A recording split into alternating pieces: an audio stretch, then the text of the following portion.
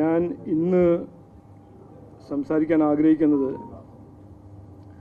കോൺഗ്രസിൻ്റെ ഈ നുണരാഷ്ട്രീയത്തിനെ കുറിച്ച് കുറച്ച് കാര്യങ്ങൾ പറയാൻ ആഗ്രഹിക്കുന്നു. ഞാൻ ഇവിടെ ഒരു തവണയല്ല എത്രയോ തവണ പറഞ്ഞതാണ്, ഈ ലോകത്തിൽ ഏറ്റവും നാണമില്ലാത്തൊരു പാർട്ടി, അതിൻ്റെ ഒരു ഗോൾഡ് മെഡൽ ആർക്കെങ്കിലും ഒരു കോമ്പറ്റീഷൻ ഇല്ലാണ്ട് ഒരു ഡിസർവിങ് ആണെങ്കിൽ അത് കോൺഗ്രസ് പാർട്ടിയാണ്. എന്തും പറയും, എന്തും ചെയ്യും. അവർ രാഷ്ട്രത്തിന് വേണ്ടി ഏത് ലെവലിൽ വരും നുണ പറയാൻ അവർ തയ്യാറാണ്. 3 കാര്യങ്ങളെക്കുറിച്ച് ഞാൻ ഇന്ന് ഉദാഹരണമായിട്ട് മുമ്പോട്ട് വയ്ക്കാൻ ആഗ്രഹിക്കുന്നു. അതിനു മുമ്പ് കോൺഗ്രസ് പാർട്ടി പണ്ട് കാലത്ത് ഒരു നാഷണൽ പാർട്ടിയായിരുന്നു, ഏറ്റവും പഴയ പാർട്ടിയായിരുന്നു. സർദാർ വല്ലഭായ് പട്ടേൽ, ലാൽ ബഹാദൂർ ശാസ്ത്രി, കരുണാകരൻജി, ഉമ്മൻചാണ്ടി ഇവരെല്ലാം ഈ പാർട്ടിയുടെ ഭാഗമായിരുന്നു. പക്ഷേ രാഹുൽ ഗാന്ധി വന്ന ശേഷം ആ പാർട്ടിയിൽ ഒരു കാഴ്ചപ്പാടുമില്ല. ജനങ്ങൾക്ക് വേണ്ടി, വികസനത്തിന് വേണ്ടി ഒരു കാഴ്ചപ്പാടോ, നാടിന് വേണ്ടി, ഇന്ത്യക്ക് വേണ്ടി ഒരു നല്ല വാക്ക് പറയേ, നല്ല കാര്യങ്ങൾ ചെയ്യേ, ഒന്നും ചെയ്യാത്തൊരു പാർട്ടിയായിട്ടാണ് ആ കോൺഗ്രസ് പാർട്ടി മാറിയിരിക്കുന്നത്. ഈ ഇലക്ഷനിൽ ഞങ്ങൾ ആദ്യം മുതൽ ഒരു പോസിറ്റീവ് ക്യാമ്പയിൻ നടത്തുന്നു. നാടിനെക്കുറിച്ചും നാടിൻ്റെ ഭാവിയെക്കുറിച്ചും നാട്ടുകാരുടെ ഭാവിയെക്കുറിച്ചും ഒരു വികസിത കേരളം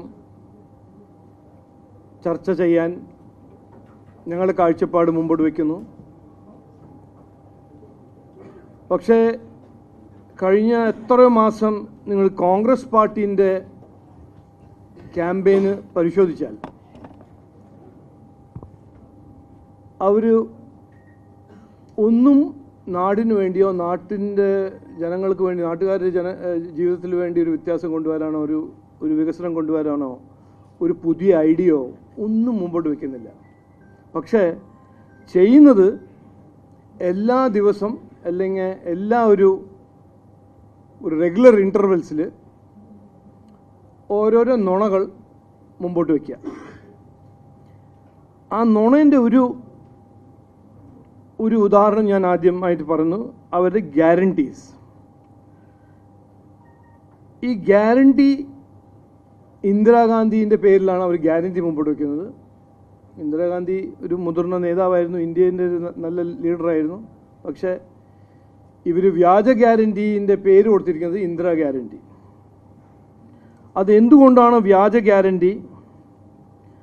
ഒരു 3 ദിവസം മുമ്പ് നമ്മുടെ കിഷൻ റെഡ്ഡിജി, നമ്മുടെ തെലങ്കാനയുടെ മുതിർന്ന BJP ലീഡറാണ്, ഇതേ ഗ്യാരണ്ടി മുമ്പോട്ട് വെച്ചിട്ടാണ് തെലങ്കാനയിൽ കോൺഗ്രസ് ജനങ്ങളുടെ ഒരു മാൻഡേറ്റ് ലഭിച്ചതും അവർക്ക് നേടിയതും. അവിടെ എന്താണ് ഈ ഗ്യാരണ്ടി പ്രഖ്യാപിച്ച് വോട്ട് നേടിയ കോൺഗ്രസ് പാർട്ടീൻ്റെ പെർഫോമൻസ് എന്താണ്, എന്ത് ചെയ്തു, എന്ത് ചെയ്തിട്ടില്ല എന്ന് ഞാൻ ഇന്നൊന്ന് അവതരിപ്പിക്കാൻ ആഗ്രഹിക്കുന്നു. കർഷകർക്ക് 15,000 രൂപ പെർ ഏക്കർ ആയിരുന്നു അവരുടെ വാഗ്ദാനം. 75 ലക്ഷം കർഷകർക്ക് ഇത് അവർ വാഗ്ദാനം കൊടുത്തതായിരുന്നു. എത്രയോ ക്രോപ്പിംഗ് സീസൺ കഴിഞ്ഞിട്ടും ഇന്നും ആർക്കും ഒന്നും കിട്ടിയിട്ടില്ല. ഒന്ന്. രണ്ടാമത്തെ വാഗ്ദാനം 10 ക്രോപ്സ് മിനിമം സപ്പോർട്ട് പ്രൈസ് കൊടുക്കും, 500 രൂപ ബോണസ് പെർ ക്വിൻ്റൽ നെല്ലിന് കൊടുക്കും എന്നൊരു രണ്ടാമത്തെ വാഗ്ദാനമായിരുന്നു കോൺഗ്രസ് പാർട്ടി തെലങ്കാനയിൽ ഇലക്ഷൻ കൊടുത്തത്.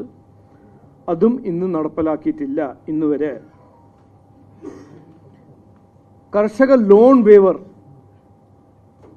മൂന്നാമത്തെ വാഗ്ദാനം. 40 ലക്ഷം കർഷകർക്ക് ഈ ഒരു ലോൺ വേവർ തരും എന്നാണ് കോൺഗ്രസ് കൊടുത്ത വാഗ്ദാനം. അതും ഇന്ന് ചെയ്തിട്ടില്ല. സർക്കാർ പറഞ്ഞു ഞങ്ങളുടെ അടുത്ത് കാശില്ല. ഏത് സർക്കാർ? കോൺഗ്രസ് സർക്കാർ. സ്ത്രീകൾക്ക് 2500 രൂപ പെർ മന്ത് എല്ലാ മാസവും, 10 ഗ്രാം സ്വർണം, 1 lakh financial assistance for BPL families.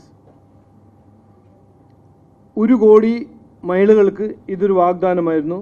ഒരു ഒറ്റ മഹിളയ്ക്ക് അത് കിട്ടിയിട്ടില്ല. സ്റ്റുഡൻസ് 5 ലക്ഷം അസിസ്റ്റൻസ് കിട്ടും, 2 ലക്ഷം ഗവൺമെൻറ് ജോബ് കിട്ടും, ആദ്യത്തെ കൊല്ലത്തിൽ കിട്ടും എന്ന് വാഗ്ദാനം കൊടുത്ത കോൺഗ്രസ് പാർട്ടി ഒരു നയാ പൈസയും ഒരു ചുക്കും ഒരു തൊഴിലും കൊടുത്തിട്ടില്ല. സീനിയർ സിറ്റിസൻസും വിഡോസ് അവർക്ക് കൊടുത്ത വാഗ്ദാനമായിരുന്നു 2000 രൂപ പെൻഷൻ 2000 നിന്ന് 4000 ആക്കും. ഡിസബിലിറ്റീസ് ഉള്ള സാധാരണക്കാർക്ക് ഒരു 6000 രൂപയുടെ പെൻഷൻസ്. ഇന്നും അത് ആർക്കും കിട്ടുന്നില്ല.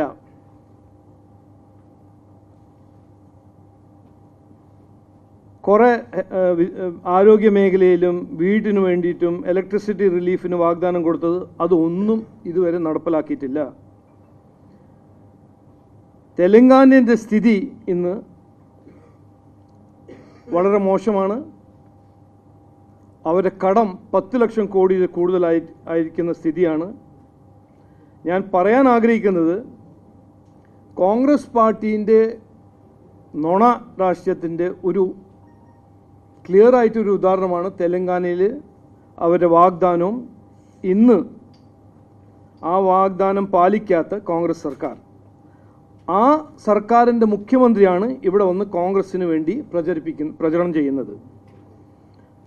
അദ്ദേഹം ഇവിടെ വന്നിട്ട് പിണറായി വിജയനോട് പറയാണ്, പോ മോനെ. ഇതിപ്പോൾ ഒരു പാർട്ടി വാക്ക് പാലിക്കാത്ത ഒരു പാർട്ടി മറ്റേ വാക്ക് പാലിക്കാത്ത പാർട്ടിക്ക് ഒരു ഉപദേശം കൊടുക്കുമ്പോൾ എന്ത് സ്ഥിതിയല്ലേ നമ്മൾ കാണുന്നത്?